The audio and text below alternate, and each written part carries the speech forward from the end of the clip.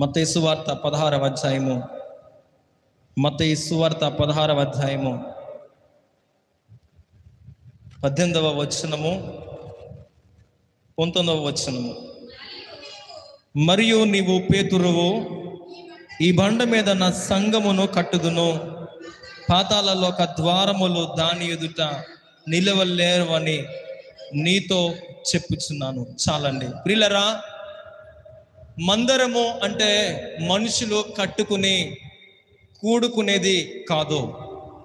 మందిరం అంటే దేవుని యొక్క ఏర్పాటు. అలాగైతే ప్రతి వ్యక్తి అనుకున్నట్లుగానే వీధికి ఒక సంఘం, వీధికి ఒక మందిరం ప్రస్తుతము ప్రపంచంలో జరుగుతుంది. ఇదే పద్ధతి. ఒక గ్రామములో 5,000 మంది ఉంటే ఆ గ్రామంలో ఒక వీధిన ఒక మందిరం, ఒక వీధిన ఒక మందిరం, ఒక వీధిన ఒక మందిరం. ఈ మందిరాన్ని నడిపించే దైవజనులందరూ కూడా ప్రభువు పిలుపుండి రక్షణ పొందుకుని దేవుని మీద ఆధారపడి వాక్య జ్ఞానము కలిగి సొంతంగా కష్టపడి సొంతంగా వారి కాళ్ళ మీద దేవుని పిలుపుని పొందుకుని వారు సొంతంగా సంపాదించుకున్న ఆత్మలేనా అంటే 100లో 80%. 100లో 80% ఇప్పుడు మనం చూస్తున్న ఏ గ్రామానికంటే వెళ్ళండి, ఏ గ్రామం అంటే వెళ్ళండి, ఏ గ్రామం, నేను గోరింట మాత్రమే కాదు, ఏ గ్రామం అంటే వెళ్ళండి, గోరింట కూడా ఉన్నప్పుడు కట్టబడిన సంఘాలు ఏమైనా ఉన్నాయంటే ఇలాంటి సంఘాలు కాదు. ఒక దైవజనుడు ఉంటూ వెళ్ళి పక్కన పెడుతున్న సంఘాలే. నేను వాటిని వ్యతిరేకించట్లేదు, కానీ ఇలా నేనేం చెప్తున్నా, సంఘాలు కట్టుకుంటా పోతే ఇలా సంఘాలు పెరిగిపోతాయి, కానీ ఆత్మలు మాత్రం రక్షింపబడవు. ఎందుకు సంఘం కావాలి? ఎవరు దీన్ని స్థాపించారు? అసలు దేవుని ఉద్దేశము అంటే మొట్టమొదటిగా యేసు ప్రభు వారి సంఘము కోసం మాట్లాడిన సందర్భం ఇది. హల్లెలూయా.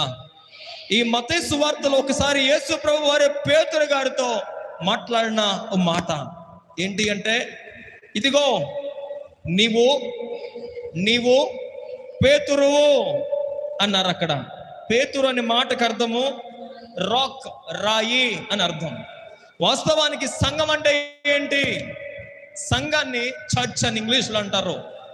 దానిని ప్రియులరా గ్రీకు పదం చూస్తే పిలవబడిన వారు, కాల్డ్ అవుట్, పిలవబడ్డారు, బయటికి విడిపించబడిన వారు అని అర్థం. ఎవరు? దేవుని మందిరం. ఎక్కడి నుంచి ఎక్కడికి వచ్చారు? లోకపని చెర నుండి ఇప్పుడు దేవుని బిడ్డలుగా, దేవుని స్వాస్యముగా, దేవుని రాజ్యములోనికి వచ్చిన వారు సంఘము. ఇది అందుకే దేవుడు అన్నారు అక్కడ పలికిన మాట ప్రియులరా, ఈ బండ మీద నా సంఘమును కట్టుదును, ఈ బండ మీద నా సంఘమును కట్టుదును. ఒకటి, సంఘం అంటే పిలవబడిన వారు. ఎవరండి? ఎవరు పిలుచుకున్నారు? అందుకే యేసు ప్రభు, నా తండ్రి ఆకర్షించితేనే తప్ప ఎవడును నా యొద్దకు రాలేరు అన్నారు. మొదటిది సంఘం అంటే పిలవబడిన వారు. బైబిల్లో దేవుడు అందరినీ పిలిచాడండి. అందరినీ ఒక ఉపమానం చెప్పారు ఆయన, విందుకు అందరినీ పిలిచండి. ఈరోజు లోకమంతటిని దేవుడు పిలిచారు. ప్రయాసపడి భారం మోసుకొనిచున్న సమస్త జనులారా, పిలిచారా? పిలవలేదా? ఇన్విటేషన్ ఇచ్చారా? ఇవ్వలేదా? ఇచ్చారు, కానీ వాళ్ళు రావడం లేదు. మరి ఎందుకు మనం వచ్చాము అంటే మనము ఏర్పాటు చేయబడిన వారము. హల్లెలూయా. పిలువబడిన వారు అనేక మంది ఉన్నారు, కానీ ఏర్పరచబడిన వారు కొందరే. ఈరోజు మనమందరము ఏర్పరచబడిన ఏర్పాట్లో నిలకడగా ఉండాలి. హల్లెలూయా. అంటే సంఘమనగా పిలువబడింది. రెండవ మాట ప్రభువారు అక్కడ అంటారు, ప్రియుల సంఘమును వచ్చి, ఇది నా సంఘము, ఈ బండ మీద సంఘాన్ని కట్టుదల, నా సంఘమును కట్టుదును. నువ్వు పేతురువే, అయితే ఈ బండ మీద నా సంఘమును. ఏ బండ? ఈ పేతురు అనే బండ ఉంది కదా, ఈ పేతురు అనే బండ మీద నా సంఘాన్ని కడతాను. చాలా మంది నేను తోసిపుచ్చేస్తారు. కాదు, ఆ బండ యేసయ్యే అని అంటారు. వాస్తవానికి అది అవును, ఆ బండ క్రీస్తే అని బైబిల్లో రిఫరెన్స్ సపోర్ట్గా ఉంది. కానీ మొట్టమొదటి సంఘము ఎవరి ద్వారా కట్టబడింది? పేతురు గారి ద్వారా మొట్టమొదటిగా 3,000 మంది రక్షింపబడ్డారు. హల్లెలూయా. అక్కడ మాట మనం త్రోసి పూడ్చేయడానికి వీలు లేదు.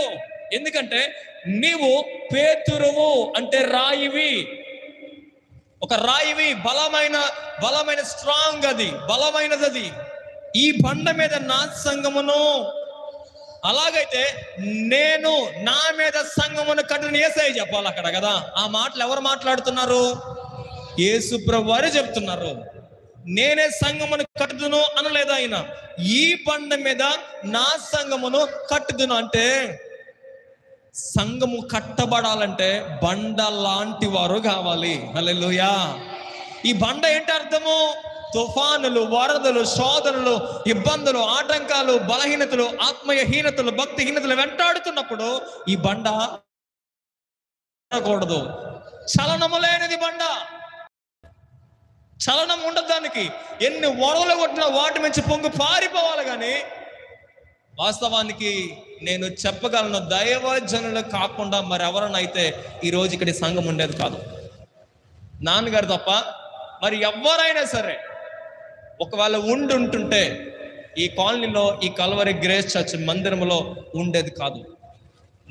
మేము వయసు వచ్చిన తర్వాత చూసినవే ఉంటే వారు మేము చిన్నతనంగా ఉన్నప్పుడు ఎదిరించినవి బయట వారి నుంచి కొన్ని, ప్రత్యక్షంగా పరోక్షంగా ఎన్నో రకాలు. ఈరోజు ఎందరైతే అందరూ వ్యతిరేకించిన వారే, అందరూ ఇక్కడ మందిరం ఉండకూడదు, మేము ఉండకూడదు అన్నవారే. ఎంతో మంది గొప్ప దర్శనాలు వచ్చావే, మేమందరం వెళ్ళిపోతున్నాం ఇంటికి. అమ్మగారి సంకులు మమ్మల్ని కుర్రలు ఎత్తుకుని ఎత్తుమే తట్టెట్టుకుని గొట్టంటే ఇలాగ అడ్డదారులు నడిచి వెళ్ళిపోవడం. ఎవరికి? విశ్వాసులకి దర్శనాల్లో ఎన్నో ఆటంకాలు, ఎన్నో ఎలాంటి పరిస్థితులు ఎన్నో ఎదురై, ఒకటి కాదు వీడిచ్చి వెళ్ళిపోయేంత అవకాశాలు. ఒక రోజు అయితే నాన్నగారి కత్తే పట్టుకున్నాడు. ఆయన చంపేస్తాను, నన్ను బతకనివ్వట్లేదురా, అసలు నన్ను ప్రాణంతో కంటి నిద్ర లేకుండా చేస్తారు, విసిగి వేసారిపోయి. అప్పటికే స్టేషన్లో ఇంకా కోర్టుల వైపు తిరిగి ఇప్పుడు కోర్టు అంటే పెద్ద భయం లేదు, అప్పుడు ప్రాణ భయం. ఇప్పటికనే తెలియని వారికి చాలా భయమే. కానీ ఆ రోజు సపోర్ట్ ఒక్కరు ఎవ్వరూ లేరు. వాళ్ళు నాకు సపోర్ట్గా ఉంటాడు. ఊళ్ళో ఒక తమ్ముడిని వివాహం చేస్తే మొత్తానికి అప్పటి నుంచి తోడుకుంటూ ముందుకు దూరమైపోయాడు. ఆలోచన చేయండి. యేసయ్యే అన్నగా, నాన్నగా, తల్లిగా లాలించి దైవజనం చెయ్యి పట్టుకుని పిలిచిన దేవుడు వారిని విడిచిపెట్టలేదు. హల్లెలూయా, హల్లెలూయా. ఎందుకు? ఒరే బాబు, నువ్వు బండ లాంటి వాడవు. అయ్యగారు లాంటి వారే, మనసు అలాంటిదే, మనిషి అలాంటి వారే. ఎలాంటి వారు? పేతురు లాంటి బండ హృదయం. అంటే బండ హృదయం అనకూడదు, చలనము లేనిది. ఎంతమంది ఎన్ని చెప్పనివ్వండి, ఆయన చలించుకోవడం. ఆ టైంకి ఎలాంటి వచ్చినా అస్సలు బెదరు ఆయన. ఆలోచన చెయ్యండి. అందుకే ఈ బండ మీద నా సంఘాన్ని కట్టాలని దేవుడు ఆయన పిలుచుకున్నాడు ఇక్కడికి. హల్లెలూయా. ఈ బండ మీద నా సంఘమును, యేసయ్య సంఘం ఇది, నా సంఘమును కడతాను. ఈ సంఘం ఎవరది? యేసయ్య సంఘము. ఈ సంఘములన్నీ ఎవరేవంటే యేసయ్య సంఘం. ఇప్పుడు పాస్టర్ గారుల సంఘాలు అయిపోయాయి. యేసయ్యకి చోటు ఉండడం లేదు. ఎవరు సంఘాలు ఇవి? సత్యానంద గారి సంఘం, వాళ్ళ సంఘం, వీళ్ళ సంఘం, వాళ్ళ సంఘం, వీళ్ళ సంఘం, కులానికి ఒక సంఘం, మనిషికి ఒక సంఘం, కుటుంబానికి ఒక సంఘం. అయ్యగారితో పాటు ఉండేవారు. మేము వచ్చిన తర్వాత మా కుటుంబంలో కొంతమంది దైవజనులతో పాటు చక్కగా క్రమంగా నడిపించే దైవజనుల వారు కూడా మందిరాన్ని. ఏ బైబిల్ ట్రైనింగ్ లేదు వారికి. వాస్తవానికి ఎక్కడ ఏ నాలెడ్జ్ ఏం తెలియదు, పెద్దగా కూడా చదువుకోలేదు. అయినా దేవుడు వారికి పిలుచుకున్నారు కాబట్టి అలా ఉంటే ఒక కుటుంబం బయలుదేరింది. అయ్యగారు వారి గౌరవం వల్లదు, అయ్యగారు వారిని పట్టించుకోలేదు, అయ్యగారు వారి ఇంటికి వెళ్తలేదు, అయ్యగారు వారి ఇంటికి కూటం పెట్టట్లేదు. ఈయన ఖాళీ లేకపోతే ఎందుకు పెడతారు? ఇంకో వ్యక్తిని పిలిచి కూటం పెట్టించుకున్నారు. ఈ అయ్యగారు మా పార్టీ కాదని కుటుంబాలకు అందరూ తెలిసి ఏం చేశారంటే ఇంకొక 5 వెళ్ళిపోయారు. అయ్యా మాకు సంఘం పెడతావంటే దొరికింది అవకాశం కదా, పట్టుకెళ్ళి సంఘం పెట్టేశాడు ఆయన. నిజమండి, నేను ఆయన ముందే మాట్లాడుతున్నాను. ఆ ఇంటి పేరాలు అందరూ కూడా ఎక్కడికి పోతారు? అక్కడ సంఘానికి వెళ్ళిపోతున్నారు. ఎందుకని చెప్పాలి? ఎందుకని? మేము చెప్పిన మాట పాస్టర్ గారు వినాలి. ఈయనేమో ఒక పార్టీ, మేమేమో ఒక పార్టీ కోసం. మరి నేను చెప్పే మాట ఇది ఎవరి సంఘం అని ఎవరు గుర్తించాలంటే యేసయ్య సంఘము. యేసయ్య సంఘం అనే ఒక వ్యక్తి గుర్తించినప్పుడే ఘనమైన కార్యాలు సంఘములో జరుగుతాయి. ఇక 3వది ప్రియులరా, ఆయన అంటారు నా సంఘమును ఎక్కడ కడతాడు? బండ మీద కడతాడు ఆయన. ఒక సంఘం అనేది ప్రియులరా ఏదో పెట్టి మానేసి కాదు. అది ఎక్కడ కట్టబడాలి అంటే బండ మీద కట్టబడింది. అది ఎన్నో తీవ్రతలు, రోమ సామ్రాజ్యం ఎప్పుడున్న కష్టాలే కాదు, శ్రమలే కాదు, చర్చ హిస్టరీ తెలుసుంటే, అసలు సంఘము చరిత్ర తెలుసుంటే సింహాలను వదిలేసేవారు. ఎక్కడికి? ఇలాంటి మందిరాల్లోకి, గ్రౌండ్ లోకి తీసుకెళ్ళిపోయి విశ్వాసుల్ని, సింహాలను. ఏసైని వదిలేయి అంటే వదలను, ఏసైని వదలను, వదిలేయండి రా. గ్రౌండ్ లో తీసుకెళ్ళిపోయి సింహాలు బతుకుండగా చంపేసేవి. ఎన్నో హింసలు ప్రియమైన, ఒకటే రెండే కాదు. చరిత్ర చదివితే ఏడుపు వస్తుంది. చర్చ్ హిస్టరీ అని ఉంటుంది, దాన్ని చదివితే ప్రాణం చలించిపోతుంది. ఆయన అంటారు, మొదటిది సంఘం అంటే పిలవబడింది, రెండవది ఇది ఆయన సంఘము, యేసుప్రభు అంటే నా సంఘము అంటారు. మూడవది సంఘమును బండ మీద కట్టాడు ఆయన. ఎక్కడ కట్టాడు? బండ మీద కట్టాడు. ఆ మాట చూస్తే మూడవ మాట ప్రియమైన వారులారా, ఆయన పలికిన మాట ఏంటంటే, నీవు పేతురువు, ఈ బండ మీద నా సంఘమును కట్టుదును, పాతాళ లోక ద్వారములు దాని ఎదుట నిలవ నేరవని నేను నీతో చెప్పుచున్నాను. ఈ సంఘము ఎవరి మీద కట్టాడు? బండ మీద కట్టాడు ఆయన. ఇందాక మనం విన్నాం, ఎక్కడ కట్టాడు ఆయన? బండ మీద కట్టాడు. సంఘమును దేవుడు ప్రియులరా ఎవరి మీద కడతాడంటే ఆయన సంఘమే. అక్కడ పేతురు ఉన్నాడు కాబట్టే దేవుని వాగ్దానం నెరవేర్చబడింది. అవునండి కాదండి? ఇప్పుడు పేతురు లేకపోతే ఆ రోజు ఎవరినైనా దేవుడు నిలబెట్టుకుంటారు, ఎవరు నిలబెట్టుకోవచ్చు. కానీ దేవుని ఉద్దేశము ఎవరి మీద ఉంది? ఇక్కడ పేతురు గారి మీద ఉంది కదా. ఈరోజు దేవుని ఉద్దేశము ఉన్నవారు పిలుపు కలిగి ఉంటారు. ఈరోజు దేవుని ఉద్దేశము కూడా దైవజనులకు ఇవ్వబడింది కాబట్టి దేవుడు వారిని పిలుచుకున్నాడు. నేనదే చెప్పాను, ఈ సంఘము ఇక్కడ ఇలా ఏర్పాటు చేయాలని పిలుపు నాది కాదు, దైవజనులకు దేవుడు ఇచ్చిన పిలుపది. వారిని పిలుచుకున్నాడు దేవుడు. ఇప్పుడు ఆ పిలుపుని అందుకున్న వారి మీద సంఘము కట్టబడాలి. హల్లెలూయా! ఎవరి మీద కట్టబడాలి? ఏ బండ అయితే దేవుడు ఎన్నుకున్నాడో, ఏ వ్యక్తిని అయితే దేవుడు ఎన్నుకున్నాడో, అక్కడ పేతురుని ఎన్నుకున్నట్లుగానే పిలువబడిన వారు ఎవరైతే ఉన్నారో, పిలుపు పొందుకున్నవారు, ఆ పిలుపును కాపాడుకుంటూ ఉండగానే దేవుడు ఆయన సంఘాన్ని నీ ద్వారా కడతాడు అక్కడ. హల్లెలూయా! ఎందుకంటే నీ పిలుపు గొప్పది, నిన్ను పిలిచిన దేవుడు గొప్పవాడు, ఆయన సంఘాన్ని కడతాడు. హల్లెలూయా! మరి చేయవలసింది ఏంటి? నువ్వు ఒక రైతు చేయవలసిన పని చెయ్యాలి. ఒక రైతు ఎలాగ పొలం కోసం కష్టపడతారో, ఎలాగైతే ఆ పంటకు దాడి చేయకుండా ఎలాగైతే ఆ పొలంలో ఎలాగైతే కేర్ తీసుకుంటాడో, పిలవబడిన పిలుపు పొందిన దైవజనుడు, పేతురు లాంటి వారు కావచ్చు, దైవజనులు లాంటి వారు కావచ్చు, వారి మీద దేవుడి సంఘాన్ని కడతాడు. కట్టాలంటే అలాంటి పిలుపు పొందిన వారు పేతురులాగే దేవుని పాదాల చెంత లొంగిపోయి ఎదురు చూస్తూ ఉండాలంతే. హల్లెలూయా! హల్లెలూయా! నేను ఇందాక చెప్పాను ప్రియులరా, రాజస్థాన్ ప్రాంతంలో ఉన్నప్పుడు ముగ్గురు నేను కూడా కార్పెట్ వేసుకుని కింద కూర్చుని గుండం కూర్చుని ఆదివారం ఆరాధన చేసుకున్న వాళ్ళం. నేను అక్కడికి వెళ్ళిన కొత్తలో, నేను వచ్చేసిన తర్వాత ఒక పాస్టర్ గారు అక్కడికి వెళ్ళారు. ఆయన 2019 ఇంటికి వచ్చిన తర్వాత ఒక పాస్టర్ గారు వెళ్ళి ప్రతిరోజు సాయంత్రం మందిరానికి వెళ్ళి ఆయన మోకాళ్ళ మీద నడుస్తూ ప్రార్థన చేసేవాడు. మోకరించి ప్రతిరోజు 1 గంట సమయం దేవుని మందిరానికి వెళ్ళి, మీరు నమ్మరు, నేను మళ్ళా తిరిగి వెళ్ళేటప్పుడు మందిరం ఎక్కడి నుంచి అంగన్వాడీ బిల్డింగ్ దాకా ఉంటుంది. అంత పొడవు పెద్ద మందిరం, చాలా పెద్ద మందిరం. అలాంటి మందిరం స్టేజే చాలా పెద్ద స్టేజ్. అలాంటి మందిరంలో వెళ్ళేటప్పుడు కుర్చీలు తీసేసిన మందిరం పట్టలేదు అక్కడ. హల్లెలూయా! జనాలు బయట తిరుగుతున్నారు అటు ఇటు. ఎందుకు అంటే ప్లేస్ సరిపోలేదు. కారణం ఏంటి? ఆ దైవజనుడు చేసిన ప్రార్థన, పిలుపు పొందుకుని వచ్చిన దైవం చేసిన ప్రార్థన.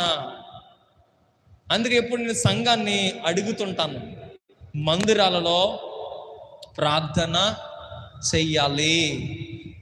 ఒక మందిరమే సంఘమే కాదు, దైవజనుడైనా, దైవజనుడి కుటుంబం అయినా దేవుని మందిరములో ప్రార్థన చేస్తే మందిరము పట్టా జాలనంత సంఘము దేవుడు అనేక మంది తోచుకుని వస్తాడు ఆయన. హల్లెలూయా. ఎందుకంటే ఆత్మ నడిపింపు, ఆత్మ తీవ్రత మందిరంలో ఉంటుంది. అయ్యో దేవుని వాక్యం నీకు జ్ఞాపకం రావడం లేదా? బలిపీఠం మీద అగ్ని ఆరిపోకూడదన్న మాట నీకు వినిపించడం లేదా? పైన దేవుడే, ఇంట్లో ఉన్న దేవుడే, మందిరం అన్న దేవుడే. మందిరమును కూర్చున్న ఆసక్తి భక్షించడం లేదు ఈనాటి దైవజనులను కానీ సంఘాన్ని కానీ. తినివేయాలి. ఏం తినాలి? కైని తినేవాళ్ళు పెదవాళ్ళు కానీ లేక వాళ్ళ కాలేయం కానీ చూస్తే తినేస్తుంది. అది ఏం చేస్తుంది? వారి పెదలు కానీ లేకపోతే విధానం చూస్తే మీరు అబ్జర్వ్ చేయండి, అవి ఏం చేస్తా అంటే తెలియకులు తినేస్తుంటది. నీ ఇంటిని కూర్చున్న ఆసక్తి నన్ను భక్షించడం అంటే తినివేయడం. నీ ఆసక్తి ఏం ఆసక్తి? దేవుని మందిరం అనే ఆసక్తి. అందుకే ప్రభువారు అంటారు ఇక్కడ, గమనించండి, ఈ మందిరం ఇలాగ ఎదగడం గల కారణం ముందు నేను చెప్పాను కదా, దైవజనులు థామస్ గారు అని ఎప్పుడు కూడా ప్రార్థన ప్రార్థన ప్రార్థన ప్రార్థన ప్రార్థన ప్రార్థన. ఆ ప్రార్థన మందిరములో ఉన్నంత కాలము కూడా మందిరం నిండుగానే దేవుని ఆత్మచేత నింపబడి ఉంటది. హల్లెలూయా. ఏ మందిరములో ప్రార్థన నిత్యము ఉండదో, అగ్ని ఎప్పుడైతే నిత్యము ఉండదో, ఆ మందిరములో ఎదుగుదల ఉండదు.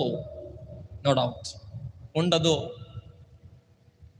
వాక్యం చెప్తున్నాడు, ప్రియమైన వారలారా, మొదటిది సంఘం అంటే పిలువబడింది. 2 అది ఆయన సంఘము. 3 బండ మీద కట్టిన సంఘం అది. 4 ప్రియులరా, పేతురు మీదే దేవుడు, పిలువబడిన వారి మీద దేవుడు ఆ మందిరాన్ని కడుతున్నాడు. 4 ప్రియులరు ఈ సంఘమునికి, మందిరానికి ఇచ్చిన, ఈ సంఘమునికి ఇచ్చిన ప్రాధాన్యత, ఆధిక్యత ఏంటి అంటే, ప్రియమైన వారిలో ఒక జ్వరం వస్తే సంఘం ప్రార్థన విడిచిపెట్టబడము, లేకపోతే వివాహం కోసమో ఇల్లు కోసమో అప్పులు, ఇది కాదు ప్రధానమైనది. ఈ మందిరము ముందు పాతాళ లోకపు ఏటది చదవండి ఒకసారి. పాతాళ లోకపు ద్వారములు కూడా ఉండవు, నిలవలేవంట. హల్లెలూయా. అక్కడ ఇంగ్లీష్ లో ఏముందంటే the gates of the Hades అని ఉంది. హేడెస్ అంటే మృతుల స్థలం అని అర్థం. మృతుల స్థలం. ఇక్కడ పాతాళ లోకం ఉంది కానీ అంటే మృతులు సహితము దేవుని సంఘం ముందు నిలబడలేవు. హల్లెలూయా. మరణము సహితము సంఘం ముందు నిలబడలేవు. పాతాళ లోక ద్వారములు సంఘం ముందు ఏమన్నాడైనా చెప్పాలి, ఏమన్నారండి? ద్వారములు దాని సంఘం ఎదుట నిలవలు. ఎంత శక్తి, ఎంత ప్రాధాన్యత దేవుడు మనకిచ్చాడు చూడండి. ఎవరికి ఇచ్చారు ఆధిక్యత? సంఘమా. ఆనాడు సంఘం ప్రార్థిస్తే సంఖ్యలు తెగబడింది.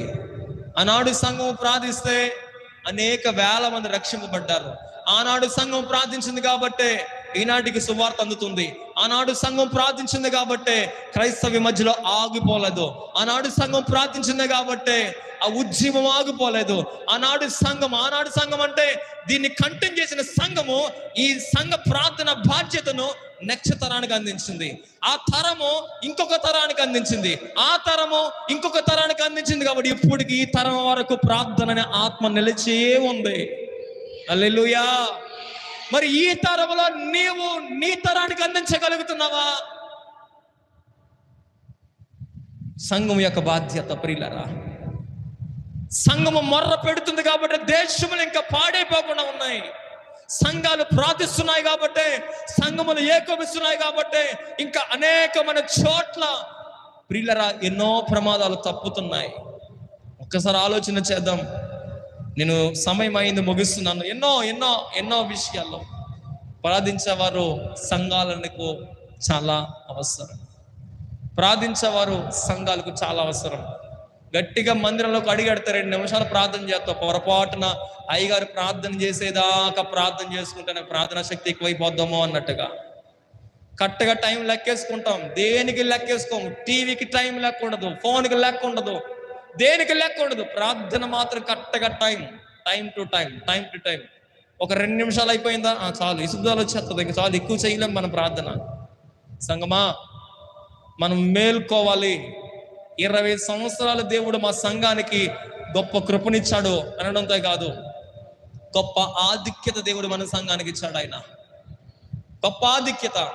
ఏ ప్రాంతానికి వెళ్ళినా ఉన్నతమైన కృప దేవుడు మన సంఘానికి ఇచ్చాడు. పెంట కుప్ప మీద నుంచి దీనులను దరిద్రులను దేవుడు అలా లేపుతాడన్నాడో, ఈ అర్హత లేని మన సంఘముని దేవుడు బహుఘనంగా గణపరిచాడు. ప్రభు చిత్తాన్ని బట్టి ప్రియమైన ఇంకా బలమైన ఆలోచనలు ఉన్నాయి. సంఘ ప్రార్థనలో, సంఘము యొక్క ఆలోచనలు, సంఘము యొక్క సహకారాలు చాలా అవసరం. ఎవరికి? సంఘానికి చాలా అవసరం ప్రియులరా. సంఘము ప్రార్థిస్తేనే ఏదైనా జరుగుతుంది. సంఘ ప్రార్థనలు దైవజనులకు చాలా అవసరము. ఈరోజు ప్రార్థన చేయడానికే కష్టం, ఇంకా సేవకుల కోసం ఏం ప్రార్థన చేస్తారు? మన వ్యక్తిగతంగా ప్రార్థనకు ఒక అరగంట సమయం కేటాయించడమే చాలా కష్టం. ఇంక ప్రత్యేకంగా పాస్టర్ గారి కోసం ఏం ప్రార్థన చేస్తారు? నేను చెప్తున్నాను ప్రియులరా, మీరు చేయొచ్చు. ఏ రోజైనా, ఏ దినమైనా ప్రత్యేకంగా ఈరోజు ఎలా దైవజనులకు ప్రార్థన చేయాలి, ఈరోజు నా సంఘం కొరకు ప్రత్యేకంగా ప్రార్థన చేయాలి, ఈరోజు ప్రత్యేకముగా నేను మా సంఘములో వారి కొరకు ప్రార్థన చేయాలి. ఎంతమంది చెప్పగలరు? నేను ప్రత్యేక ఇన్ని రోజులు ఎంతమంది చేతి మీద లెక్క పెట్టి చెప్పగలరు నేను ప్రార్థన చేశానని?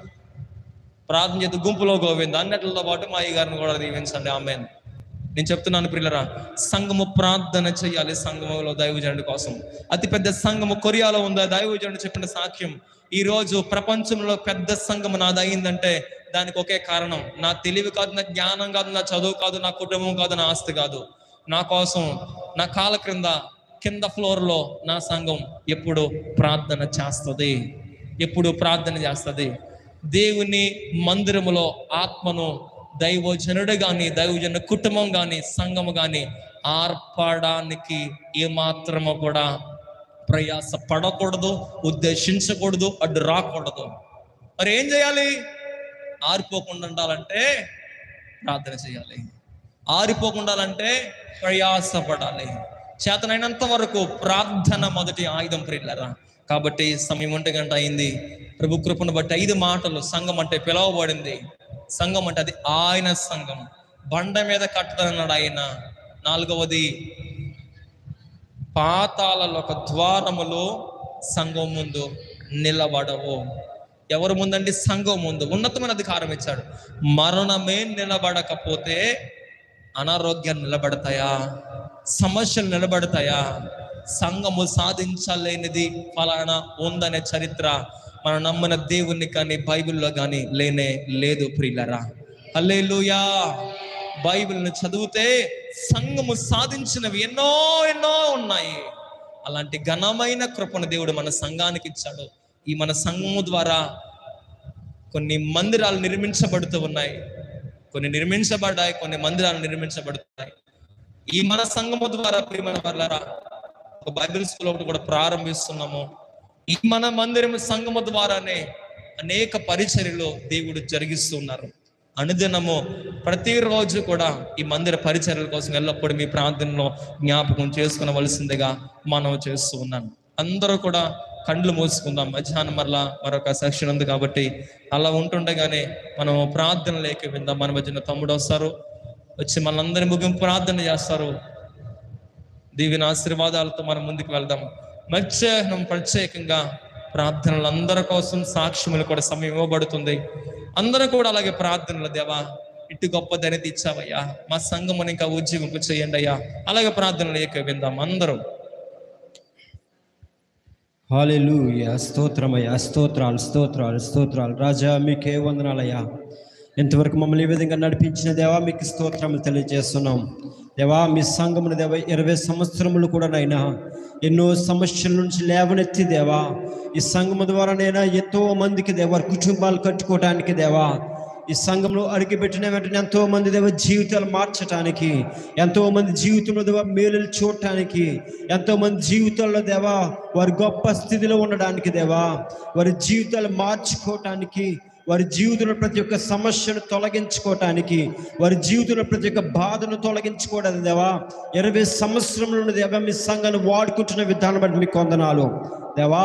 ఈ సంఘమును కట్టబడిన ప్రతి ఒక్క బిడ్డని జ్ఞాపకం చేసుకున్నాయా. సంఘములు ఎంతమంది అయితే కట్టబడి ఉన్నారో దేవా వారి కట్టబడిన జీవితానికి దేవా వారి సంఘాన్ని విడిచిపెట్టకుండా దేవా సంఘంలో ఎదగాలనే మనసులు ప్రతి ఒక్కరికి దయచేయండి. ఎంతవరకు మమ్మల్ని వాడుకున్న విధానం బట్టి మీకు వందనాలు. ఉదయకాలం మొదలుకొని దేవా ఇప్పటి వరకు ఉన్న మీ సేవకులు ఎన్నుకొని దేవా మీరు మాతో మాట్లాడిన గొప్ప దేవా విషయాలను బట్టి మీకు వందనాలు తెలియజేస్తున్నాం. ఇక నువ్వు మా ముందు నుంచి పని దేవా మధ్యం సెకండ్ సెషన్లో కూడా మీ కృపను దయచేయనయ్యా. మీ సేవకులతో మాట్లాడమని కోరుచున్నామయ్యా. ఈ సంఘంలో దేవా ఎల్ల వేళలో కూడా నేను అగ్ని మండింపబడ్డానికి దేవా మీరే కృపను దయచేయమని కోరుచున్నాం. ఈ సంఘము ద్వారానైనా జరుగుతున్న ప్రతి ఒక్క కార్యక్రమాలను బట్టి మీకు వందనాలు తెలియజేస్తున్నాం. ప్రతి ఒక్క దేవా సంఘాలను బట్టి మీకు వందనాలు, సంఘ బిడ్డలను బట్టి మీకు వందనాలు తెలియజేస్తున్నాం. ప్రతి ఒక్కరి కూడానైనా ఎంతమంది బిడ్డలైతే మీ సన్నిధిలో మోకరించి ఉన్నారో ప్రతి ఒక్కరిని జ్ఞాపకం చేసుకునండి. సమస్తములను నడిపించండి అయ్యా. మమ్మల్ని ఇంకను మీలో బలంగా వాడుకోనండి అయ్యా. మమ్మల్ని ఇంకను మీలో బలపరచండి. మీకే స్తోత్రాలు. ఈ సంఘము ద్వారా ఇంకను అనేకమైన కార్యములు జరిగించండి. మీకే స్తోత్రాలు. సమస్తములను నడిపించండి, బలపరచండి.